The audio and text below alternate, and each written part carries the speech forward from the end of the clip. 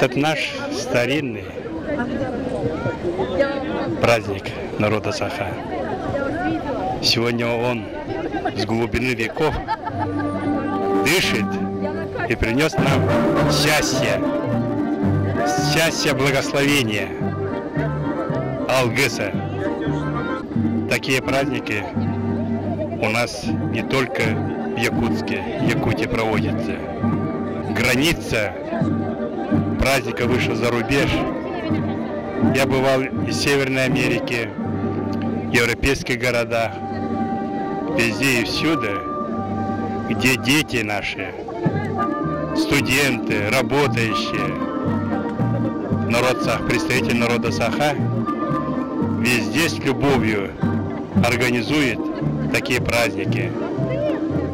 Это, когда я вижу присутствие, у меня гордость из того, что наши дети как любят свой народ, свою культуру, свое искусство, свой самобытный менталитет, и они распространяют за пределы республики, потому что наш менталитет – это менталитет взаимопонимания, толерантности.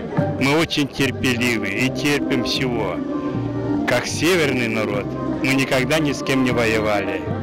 Так? Это тысячелетняя история, это огромнейшее достижение. Востребовано в сегодняшнем беспокойном мире толерантность. Обращаюсь к студентам, обучающимся и живущим в городе Москве, быстрее взрослейте. На пороге столетия нашей республики. Мы будем отмечать его в 2022 году. А через 10 лет еще будем праздновать основание нашего города, 400 лет. К этому времени вы приходите уже достойными людьми, обогащенные знаниями. Но самое главное, практически это знание надо применять. У нас, к большому сожалению, есть часть молодежи, которая хорошее образование получает, хорошие вузы, но трудно поддается созданию самостоятельных рабочих мест, быть креативностью, где-то хотят устроиться в бюджетной сфере и так далее. Поэтому вы получаете знания с таким расчетом, чтобы создать себе фирмы, компании, корпорации. Не бойтесь.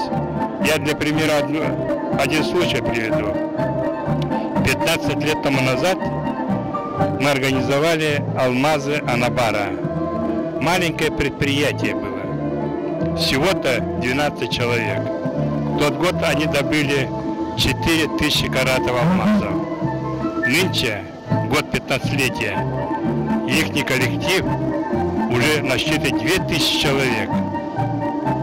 И добыли в прошлом году 4 миллиона карат алмазов. Ее возглавляет Матвей Евсеев, сын Сунтарского района, глубинки, окончивший Якутский государственный университет по специальности горняк. Этот наглядный пример, что можно свои знания широко применять с пользой. А братья Ушницкие – это практически ваши ровесники. Они уже на мировой рынок вышли, американский рынок, по высокой технологии составления программ. Это говорит о возможности наших ребят. Поэтому дерзайте, будьте настойчивы, с характером, волевым, занимайтесь спортом, обогащайтесь культурой и создавайте свою жизнь. Спасибо вам за интервью. Постараемся оправдать ваши надежды.